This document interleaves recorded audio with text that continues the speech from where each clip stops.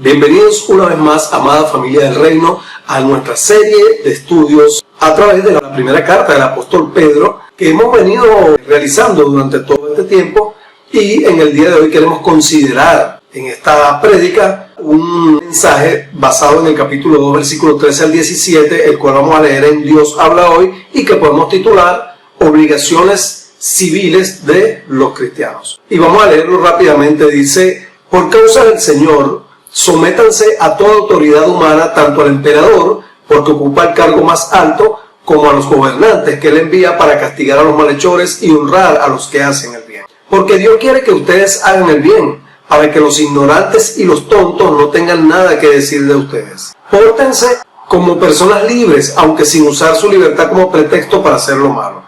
Pórtense más bien como siervos de Dios, den a todos el debido respeto, amen a los hermanos, reverencien a Dios y respeten al emperador.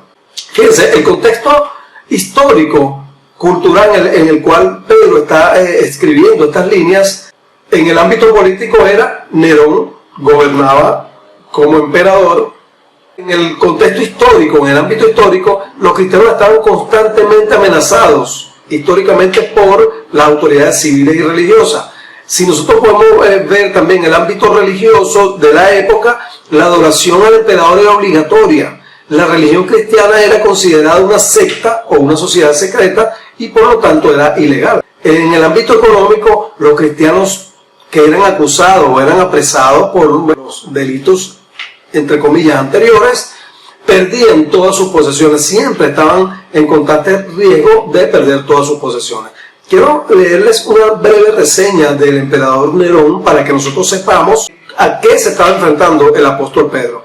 Fíjense, primero, Nerón habría ordenado la muerte de la que fuera su primera esposa, Claudia, para después encargarse personalmente de matar a patadas a su segunda esposa, Popea, que para ese momento estaba embarazada del hijo de ambos. Encargó el asesinato de su madre Agripina la menor y también hizo lo mismo con su hermanastro británico. Ordenó a su maestro Séneca, a su maestro y mentor Séneca, el gran sabio Séneca, a que se suicidara, lo cual Séneca cumplió. Culpó a los cristianos de haber incendiado Roma, le metió candela a Roma y culpó a los cristianos que estaban encabezados, o los más conocidos eran Pedro y Pablo, y él mismo se encargó de ejecutarlos de manera atroz a finales de ese primer siglo. Fíjense algunas de las acusaciones que pesaban en contra de los cristianos para esa época. A los cristianos los acusaban de caníbales porque comían supuestamente la carne de Cristo y decían a los demás que tenían que comer la carne de Cristo. Además decían que ellos comían a niños en sus cultos. Los acusaban de incesto porque ellos llamaban hermanas a las hermanas de la iglesia. Entonces tenían relaciones íntimas con sus hermanas. Los acusaban de rebeldía contra el gobierno por haber incendiado Roma. Los acusaban de paganismo porque tenían un Dios distinto a todas las demás personas.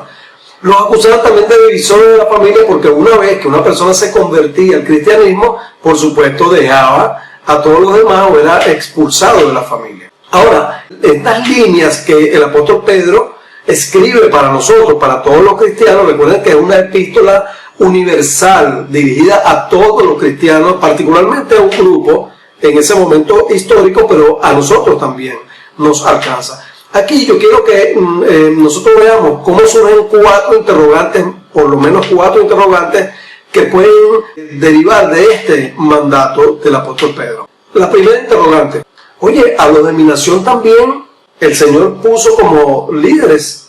Bueno, déjenme decirle que en Juan 19, 10 y 11 el mismo Jesucristo reconoce esto. Dios es quien pone a esos gobernantes. Dice en el versículo 10 y 11: te niegas a hablarme, le dijo Pilato a Jesús en el momento de la entrega.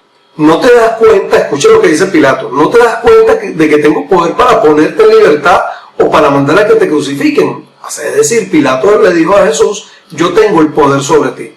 Y Jesús en el versículo 11 le dijo: no tendrías ningún poder sobre mí si no se te hubiese dado de arriba.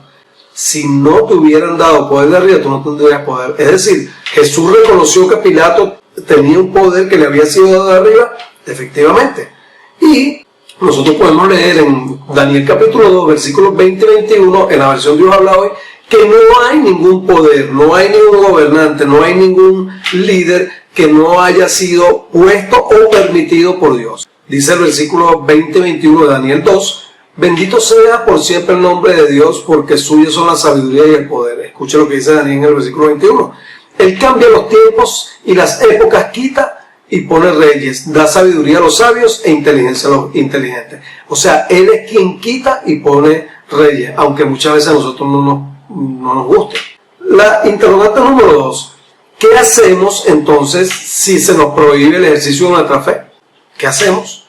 Bueno, en Daniel capítulo 6, versículo 8 al 10 también encontramos una respuesta en la Nueva Versión Internacional. Dice que los consejeros le recomendaron al rey Darío para ese momento: expida usted ahora este decreto y póngalo por escrito, así conforme a la ley de los medos y los persas, que no puede ser revocada. Ellos se aprovecharon de todo esto. El rey Darío pidió el decreto y lo puso por escrito. Cuando Daniel se enteró de la publicación del decreto, se fue a su casa y subió a su dormitorio, cuya ventana se abrían con dirección hacia Jerusalén. Y allí se arrodilló y se puso a orar y a alabar a Dios, pues siempre tenía la costumbre de orar 3 veces al día de la misma forma. Es decir, Daniel no estaba desafiando, Daniel no estaba tratando de meterse en problemas, no, él ya lo venía haciendo. Y precisamente fue el argumento que utilizaron sus enemigos, sus detractores, para procurar de acusarlo. En el caso de que nosotros nos prohíban, hermano, así como intentaron con Daniel prohibirle el ejercicio de su fe, mira, hay muchos que se le ha prohibido en la historia. Se pueden considerar reuniones secretas, como lo hacían en China o Corea del Norte, como lo hacen en Irán, evangelización haciendo uso de empresas o profesiones, como hacen muchas personas que son misioneros encubiertos, fundaciones de ayuda al enfermo, como hacen en India, uso de medios de comunicación no convencionales, como el Instagram, el Twitter, las redes sociales en general. La número 3. Y si me obligan a reconocer o profesar otra religión, bueno, Daniel capítulo 3, versículos 6, 14 y 18, también nos da unas observaciones, y este es el asunto de la historia donde los jóvenes son amenazados de ser echados al foso de los leones. Y quiero leerles esta parte solamente que dice: una vez que son amenazados, los 3 jóvenes le dicen al rey: rey, no es necesario que nosotros te respondamos acerca de esto. El Señor Dios de los cielos nos puede librar de tu mano, pero si no lo hace, tampoco nosotros vamos a adorar a tu Dios. Y fíjese, esto es lo que el Señor exige de su pueblo. La número 4, la interrogante número 4 que puede surgir: ¿y si los gobernantes de la nación exigen que nosotros los adoremos a ellos? En este 3, capítulo 3, versículos 1 y 2, nos habla acerca de el decreto del rey Artajerjes para ese momento, para que adoraran a Mardoqueo, y nosotros podemos encontrar que Mardoqueo dice que ni se arrodillaba ni inclinaba su cabeza. ¿Cuál es la medida práctica? La que dice el versículo 17 de 1 de Pedro: den a todos el debido respeto, amen a los hermanos. Nosotros amamos a nuestros hermanos, tememos a Dios adoramos y nos inclinamos delante de Él, y le brindamos respeto a los gobernantes, los respetamos, pero no los adoramos. Como reflexión final, mis amados, todo indica que nosotros estamos viviendo los últimos tiempos de la iglesia sobre este mundo, de manera tal que nosotros podemos sufrir persecuciones, miedo, amenazas, y es por tanto necesario afianzar nuestra fe en el Señor, sobreponernos al miedo, a los problemas, a las amenazas, a las epidemias, a la escasez, a la inseguridad, sobreponernos, levantarnos y trabajar y predicar, estudiar, congregar, amar a los hermanos, al prójimo, orar por todo y por todos, incluyendo a los gobernantes y líderes, según nos dice también el apóstol Pedro. De manera que yo, desde esta plataforma, te animo: no desmayes, no tengas miedo.